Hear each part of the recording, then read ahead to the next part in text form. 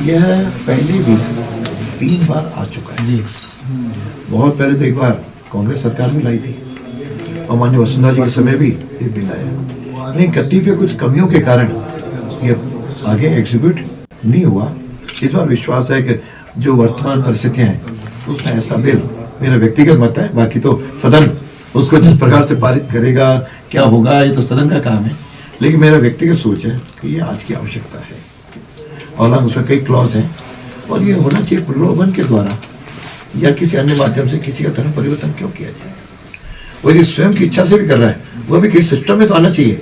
इस बिल में शायद प्रावधान है कि स्वयं की इच्छा से भी करे तो 60 दिन के भीतर कलेक्टर को अपनी सूचना दे तो मालूम पड़े उसने किया है। प्रलोभन के द्वारा है तो उसको 10 साल की सजा का भी है। ऐसे कई उसे प्रोविजन है, लेकिन एक बार सदन में पूरी तरह विचार हो जाए उसके बाद इस पे ज्यादा सर लव जिहाद को उसी का है क्या? वह भी एक कारण है लव जिहाद को रोकने का। अभी पिछले दिनों लव जिहाद के था, लेकिन कई मामलों में अखबारों के द्वारा आपके माध्यम से जानकारी मिलती है लव जिहाद के कुछ दिन चलने के बाद उसमें नारी शक्ति की महिला की हत्या करके हो जाती है। तो ये तो बड़ी चिंतनीय समाज के लिए। तो इसके लिए भी इसमें कुछ प्रोविजंस हैं। तो मैं समझता हूँ इससे हमें महिला की सुरक्षा का भाव अधिक बढ़ेगा।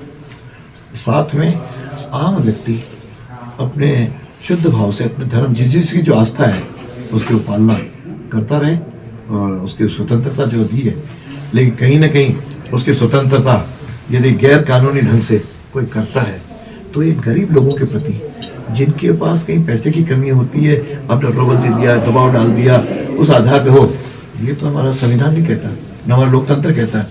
एक और हम संविधान की रक्षा की बात करते हैं तो फिर वो हालांकि संविधान को खतरा रहे देश में नहीं है। ये जो लोग भी संविधान को खतरा का उल्लेख करते हैं वो जनता को भ्रमित कर रहे हैं। संविधान और लोकतंत्र की जड़ें इस देश में इतनी गहरी है कि इसको कोई भी शक्ति समाप्त नहीं कर सकती। लोकतंत्र तो पुरातन काल से है, अलग रूपों में रहा है, लेकिन आज यहाँ अपने जो संविधान है, यदि आपने संविधान को पढ़ा हो या देखा हो, उस संविधान का 3 विशेषताएं हैं। उसे भारतीय संस्कृति, भारतीय सभ्यता और जीवन मूल्य का उल्लेख उसमें गद्य में भले नहीं हो, लेकिन हर अध्याय के ऊपर चित्र है। पहले चित्र में राम जी जब अयोध्या लौटे थे उसका बड़ा चित्र है, हनुमान जी का चित्र है, विक्रमादित्य का चित्र है, सिंधु सभ्यता का चित्र है। ये 22 चित्र हमारे जीवन मूल्यों के रहते हैं। जिस संविधान में ये उल्लेखित हो उस संविधान को कोई भी समाप्त कर नहीं सकता।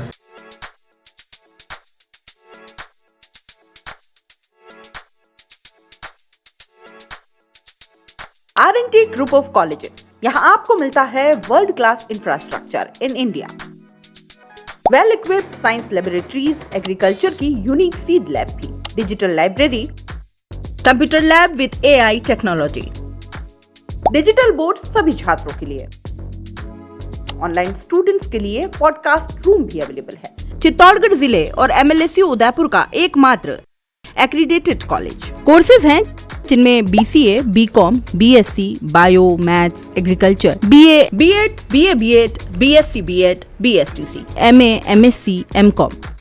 बड़े और खुले ग्राउंड स्पोर्ट्स के लिए, जहां होती है sports activities, training, personality development, student development activities, seminar और कॉन्फ्रेंस फैसिलिटी भी, NCC एक्टिविटीज, ताकि NCC कैडेट के रूप में आप भविष्य संवार सके, देश की सेवा कर सके।